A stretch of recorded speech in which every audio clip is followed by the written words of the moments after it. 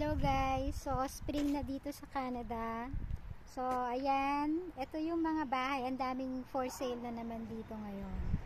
So ang daming for sale na bahay dito sa buong London. So talagang lagi kami yung may dinadadaanan. So usually nakikita namin to pag mga weekend kasi syempre yun lang yung time na nag-check kami na siya.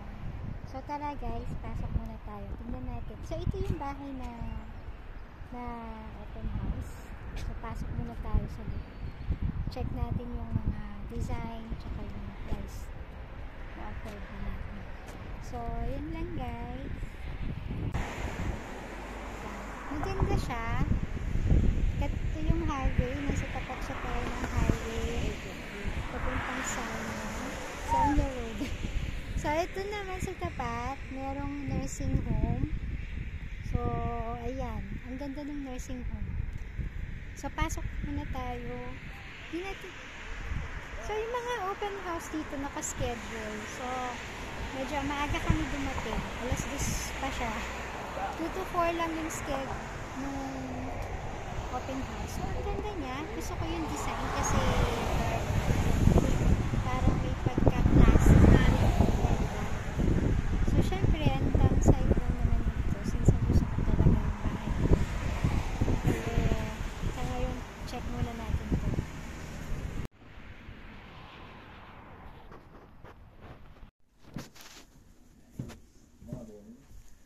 Cute siya.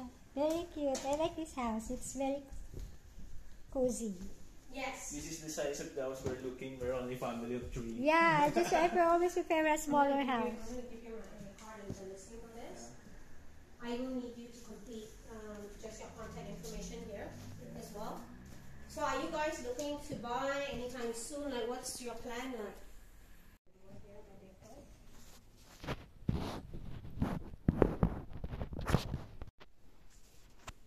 Let's see the room upstairs. Questions? Okay. Sige. Let's see the room upstairs. Hello guys. So yun nga, tapos na yung house tour namin. So mabilisan lang kasi kami lang yung nag-check ng bahay. So napakamahal niya guys. Mga nasa 6,300. So ang monthly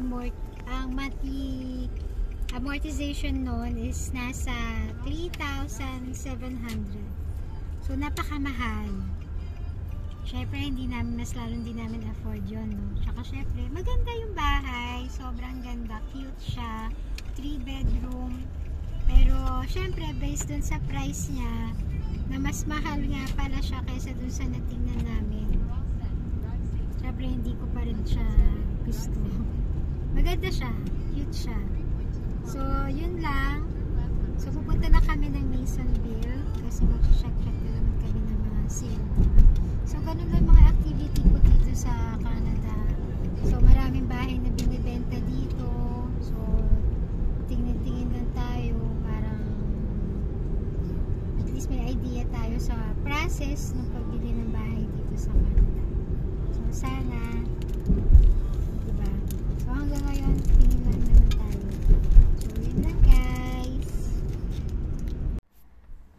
Hello guys. So Sunday ngayon. So nag-church lang kami. Tapos may nakita na naman kami ngayong open house. Dito lang sa tapat ng church. So townhouse siya. So inquire lang muna tayo. So ito yung lugar na to. Dito kami banda nagre-rent. So yan. So tara, baba muna tayo.